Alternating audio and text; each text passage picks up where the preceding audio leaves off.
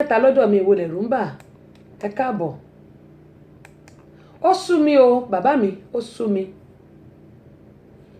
mi ọmọ ọdún 13. Àmọ́ wọ́n ní má ṣe ilé ayé ló ń gbé. Tó bá ṣe ń kọ́ á bá rẹ̀ níbi tí ó rò, ó sì ti bá rẹ̀ ní galagala báyìí. Òun la ṣe ní pé ìrírí ayé kì í ti títí kó ti nípa ọgbọ́n báyìí lóhun gbogbo fi ń kọ́ ni.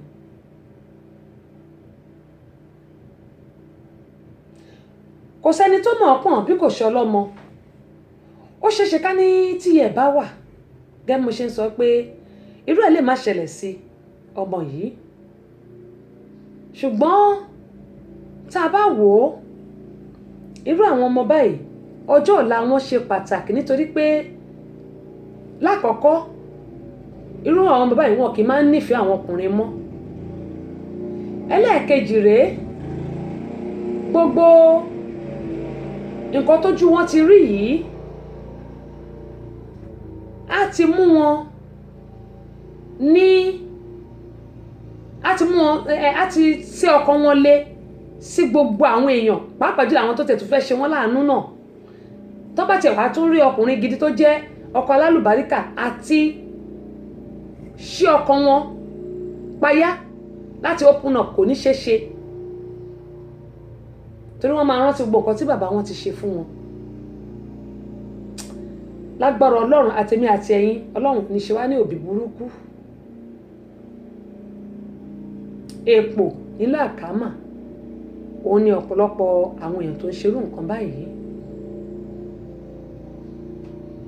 A dúpẹ́ lọ́wọ́ Ọlọ́run pé ọmọ yìí ó rẹ́ni jàjàǹgbara fún. Ṣùgbọ́n tí ò bá rí kí la fẹ́ máa sọ. Ọjọ́ ọ̀la ọmọ yìí ó dẹ̀ ṣe pàtàkì púpọ̀. Jeremiah ti wà lọ́gbà ẹ̀wọ̀n o. Àmọ́ kí là ń bá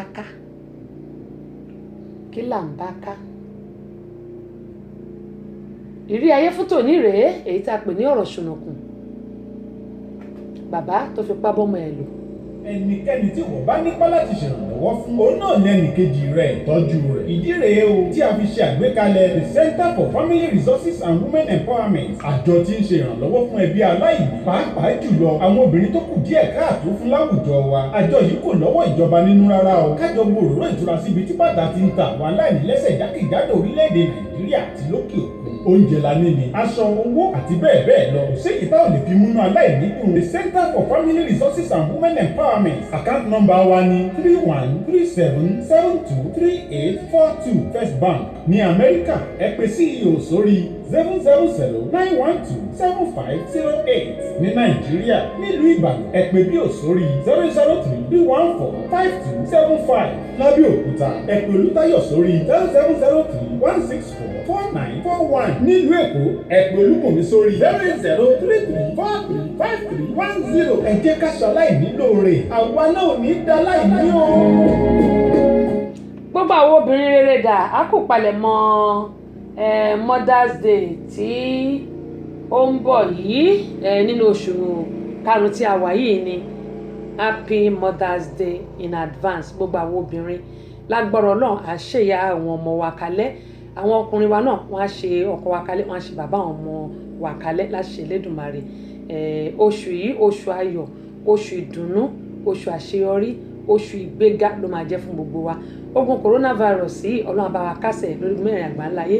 Kò ní ya ìdẹ́ tí kò ní ya ìdẹ́ tèmi náà láṣẹ Elédùmarè.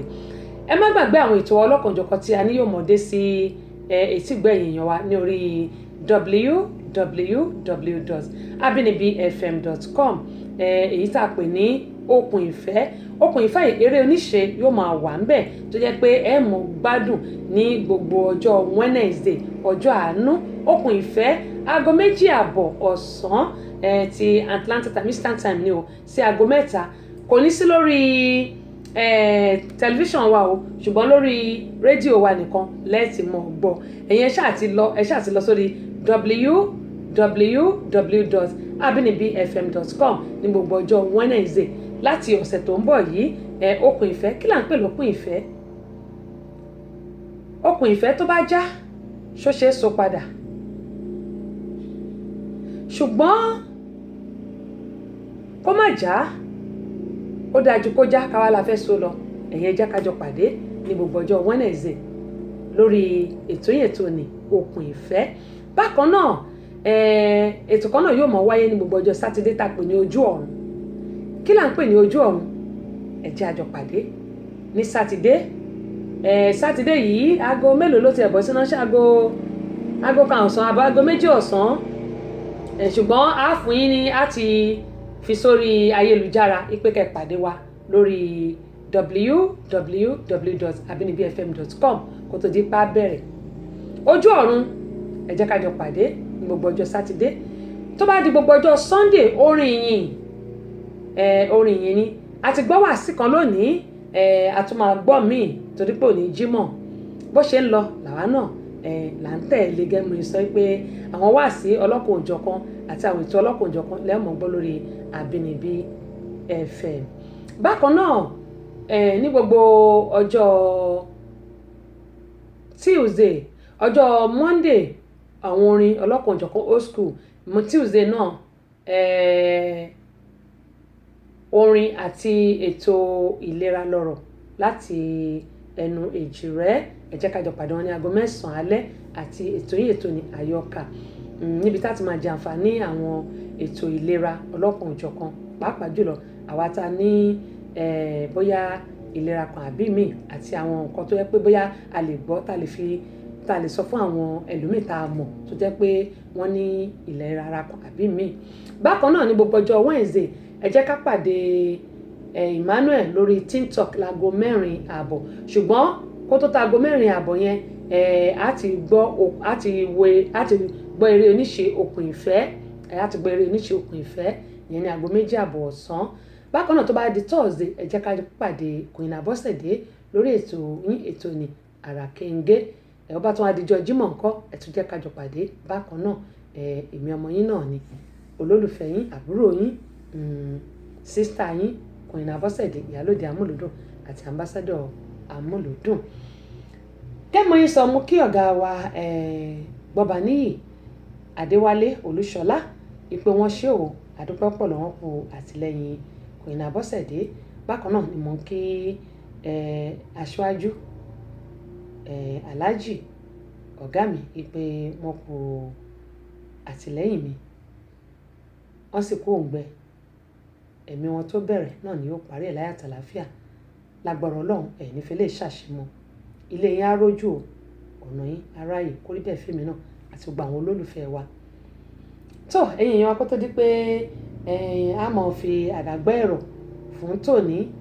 Ṣùgbọ́n lágbára Ọlọ́run tó bá ti dìrọ̀lẹ́ òní bóyá bí láti aago 9 náà ẹ jẹ́ ká bẹ̀rẹ̀ láti aago 8.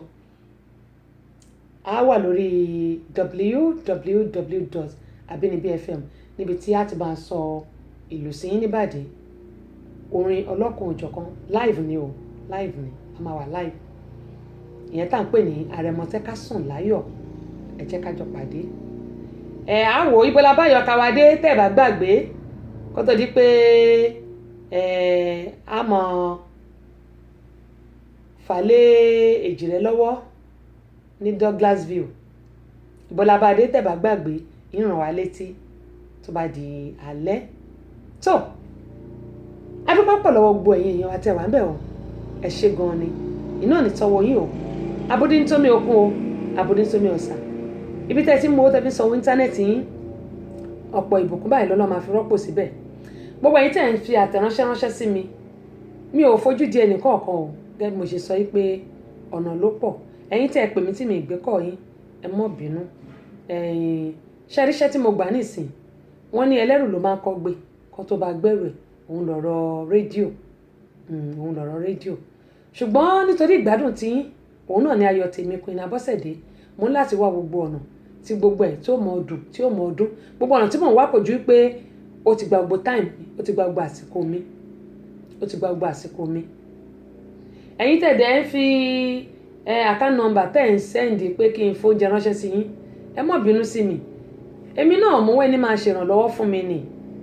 Ẹ mọ̀ pé mo sọ mi ò ní parọ́ fún yín, nǹkan kan náà ń gbogbo wa pátápátá, nǹkan kan náà ń gbogbo wa, nǹkan kan náà ń gbogbo wa. Àwa gan gbogbo lockdown yìí, ààrẹ ní ṣe advert, ààrẹ ní sọ fún wa pé ká ṣe jingle, ààrẹ ní sọ fún wa pé kí ló ń ṣẹlẹ̀. Ọwọ́ Ọlọ́run làwa náà wà níbí, ọwọ́ Ọlọ́run la wà. Gẹ́gẹ́ mo ṣe máa ń sọ pé ẹ má bínú sí mi, òótọ́ ọ̀rọ̀ bí ìsọkúsọ ló ṣe máa ń rí, ẹ má bínú. Tó bá pé n bá rí ẹni sọ pé Abọ́sẹ̀dé Ajíbọ́lá adúpẹ́ pọ̀ lọ́wọ́ yín o, Àṣìmí o. Tó bá pé n bá rí ẹni sọ pé ẹkún yìí ó yá gba owó ìkó fáwọn èèyàn, yín kúkú fún yín. Ṣùgbọ́n nígbà tí ò sí, èmi náà ọwọ́ Ọlọ́run mo wà. Ẹ wo Seed of Hope ta fẹ́ ṣe àti gbé kọ́, ṣùgbọ́n ní ìsìn àti ti ń polówó ẹ̀ padà pé lágbára Ọlọ́run ó máa wáyé ní October ọdún yìí, lágbára Ọlọ́run. October ọdún yìí la máa ṣe, lágbára Ọlọ́run.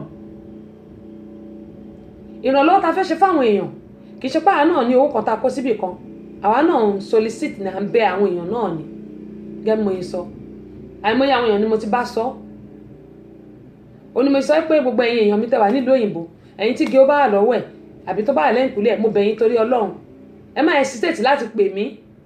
Ẹ ṣáà sọ fún mi pé tẹ́sì wá já nínú igi owó tí mo ní yìí, bó jẹ́ bí n bá ti lè bóyá bí 10 péré ti tó mi.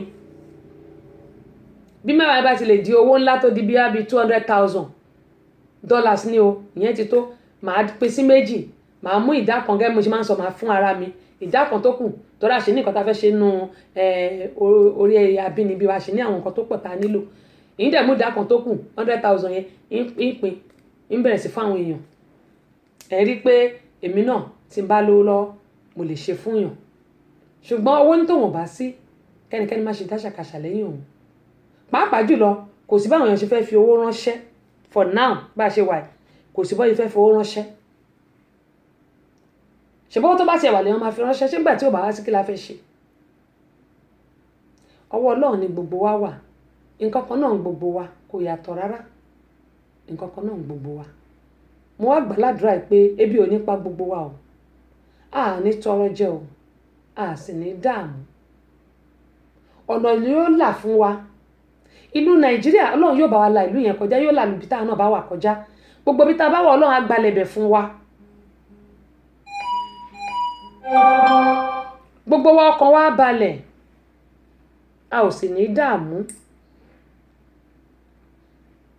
a ní dààmú. Princess, same to you o. Ẹ̀mí wá ṣọ̀pọ̀lọpọ̀ o. Níyì Ògúndípẹ̀, adúpẹ́ lọ́wọ́ yín o. Ọkàn gbogbo abalẹ̀ àní dààmú. Sister mi Tinúkẹ́ Ayẹni, same to you. Adúpẹ́ pọ̀ lọ́wọ́ yín o. Sister Níkẹ́, mo mọ̀ lóore o, gbogbo yín ni mo kí o, same to you. Sister mi Bọ́sẹ̀ Ọ̀ṣọ́, same to you o. Ẹ̀mí gbogbo ayé ó ṣe ọ̀pọ̀lọpọ̀ ẹ̀ láyé o. Lágbára Elédùmarè. Gbogbo àwọn onífẹ́ lè ṣàṣemọ́ lágbára Ọlọ́run. Ọmọ lójú Elédùmarè gbogbo yín ni mo kí. Oṣù yìí Délé Thomas, oṣù ayọ̀, Rótìmí kò tí kú, oṣù ayọ̀, oṣù ìdùnnú, oṣù àlùbáríkà òun ni yóò jẹ́ fún gbogbo wa. Eléyìí tá wí lónìí àrọ̀ ti rọ̀ mọ́ bí ó sì ṣe rí nìyẹn. Gbogbo ata níṣẹ́, iṣẹ́ wa ò ní dìṣẹ́ mọ́ wa lọ́wọ́, kò ní jábọ́. Àwa tó dẹ̀ pé nítorí coronavirus a lè lọ síbi iṣẹ́ tàbí bóyá yálà business ta ní ó ti dúró kò lọ mọ́. Mo gbà ládùúrà pé ọba aláwùrábí tó dá ọjọ́ òní yóò lànà ayọ̀ fún wa. Ẹ má gbàgbé àwọn àwa ta ní business tó yẹ pé wọ́n ní ká wá gba ẹ̀yáwó tá pè ní lóònù. Ẹ jẹ́ ká gbà á ká fi bẹ̀rẹ̀ iṣẹ́ wa padà kí gbogbo nǹkan kó lè tún sùn wá bọ̀ bí ti tẹ́lẹ̀. Ẹ jẹ́ ká gbà á nítorí pé bí a bá gba lóònù yìí, ìyẹn tán pè ní ẹ̀yáwó yìí, kò sí interest lórí ẹ̀ o, kò sí interest lórí ẹ̀. Tá bá gbà á, tá bá fi dá iléeṣẹ́ wa sílẹ̀ padà tí a tún fi ra ọjà bí nǹkan tá à ń ṣe tẹ́lẹ̀, a lè gba àwọn èèyàn síbi iṣẹ́. Gbogbo àwọn tẹ́bí ń pa nílùú òyìnbó ń bí á tún lè dínkù. Ọlọ́run Olódùmarè á ràn wá lọ́wọ́. Tó yẹ pé wọ́n bá ṣerú eléyìí nílùú Nàìjíríà ni kí wọ́n ṣe ẹ̀yáwó fáwọn èèyàn tí wọ́n bá padà síbi iṣẹ́, gbogbo nǹkan á tún lè máa lọ ní mẹ̀lọmẹ̀lọ. Ẹ̀yáwó yìí ni wọ́n náà máa ṣe fún wa l'Amẹ́ríkà ń bí pé àwa ta nílé iṣẹ́ a máa ya a sì dá padà a dá padà torí pé wọ́n á gbà padà kí gbogbo nǹkan kó lè padà sí bó ṣe wà. Ẹ jẹ́ ká gbìyànjú torí pé ọ̀pọ̀lọpọ̀ ló jẹ́ pé kò nílé iṣẹ́ mọ́ lọ́wọ́ tá a wà yìí àtijọ́ àti mú gan ọwọ́ Ọlọ́run ni ó dẹ̀ ti kẹ́. Onímọ̀ yín sọ fẹ́yìn tí ẹ wà nílùú Nàìjíríà ẹ má rò pé bóyá àwọn tó wà nílùú òyìnbó ń bí wọ́n ti ní owó lọ́wọ́ wọ́n ti kówó pamọ́ rárá o ọwọ́ Ọlọ́run ni gbogbo wa wà nǹkan kan náà ni gbogbo wa. Ọlọ́run Lódùmarè yóò lànà ayọ̀ kó wa ọkàn wa balẹ̀ a ò ní dààmú o. Ẹnikẹ́ni tí wọ́n bá nípa láti ṣèrànlọ́wọ́ fún òun náà ní ẹnìkejì rẹ̀ tọ́jú rẹ̀. Ìdí rèé o tí a fi ṣe àgbékalẹ̀ the Center for Family Resources and Women Empowerment. Àjọ tí ń ṣe ìrànlọ́wọ́ fún ẹbí aláìní pàápàá jùlọ àwọn obìnrin tó kù díẹ̀ káàtó fún láwùjọ wa. Àjọ yìí kò lọ́wọ́ ìjọba nínú rárá o. Kájọ gbòòrò ìtura síbi tí bàtà ti ń ta àwọn aláìní lẹ́sẹ̀ jákèjádò orílẹ̀-èdè Nàìjíríà àti lókè òkun. Oúnjẹ la ní ni aṣọ owó àti bẹ́ẹ̀ bẹ́ẹ̀ lọ. Kò sí ìta ò lè fi múnú aláìní dùn. The Center for Family Resources and Women Empowerment. Account number wa ni 3137723842 First Bank ní Amẹ́ríkà. Ẹ pè CEO sórí 000-912-7508. Ní Nàìjíríà nílùú Ìbàdàn ẹ pè bí ò sórí 003-314-5275. Lábẹ́òkúta ẹ pè Olútáyọ̀ sórí 0703-164-4941. Nílùú Èkó ẹ pè Olúbùnmi sórí 08033435310. Ẹ jẹ́ ká ṣe aláìní lóore àwa náà ò ní dá láìní o. Ìrọ̀lẹ́ ń pa Yorùbá ò lè pa, èkélé ń ṣe Yorùbá ò lè pa, àtẹ́lẹwọ́ mo bá là mi ò mẹ́ni tó kọ́, èkélé ń ṣe Yorùbá ò lè pa. Ìrọ̀lẹ́ ń pa Yorùbá ò lè pa, èkélé ń ṣe Yorùbá ò lè pa.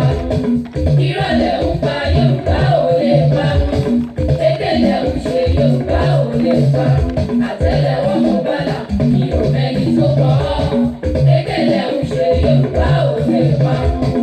Ìrọ̀lẹ́ ń pa Yorùbá ò lè pa, èkélé ń ṣe Yorùbá ò lè pa. Ìrọ̀lẹ́ ń pa Yorùbá ò lè pa, èkélé ń ṣe Yorùbá ò lè pa, àtẹ́lẹwọ́ mo bá là mi ò mẹ́ni tó kọ́, èkélé ń ṣe Yorùbá ò lè pa. Ìrọ̀lẹ́ ń pa Yorùbá ò lè pa, èkélé ń ṣe Yorùbá ò lè pa.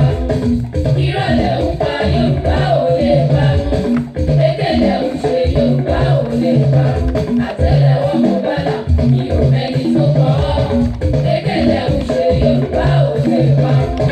Àyọ̀káyọ̀ ṣe máa ń dúpẹ́ o.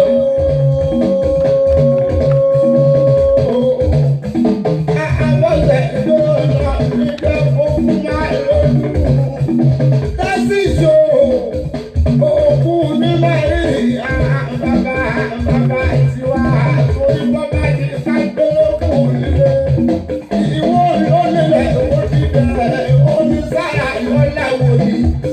Ìdájọ́ borí kò ní dẹ́gbẹ́ ara ìlú pa ẹsẹ̀ ẹ̀rọ ìyá ọ̀pẹ ní ti pàmì nílé ọ̀dà lójú. Ayé ká ọmọ rírì ìhà bàbá tiwa. Yorùbá ló ní ká sọ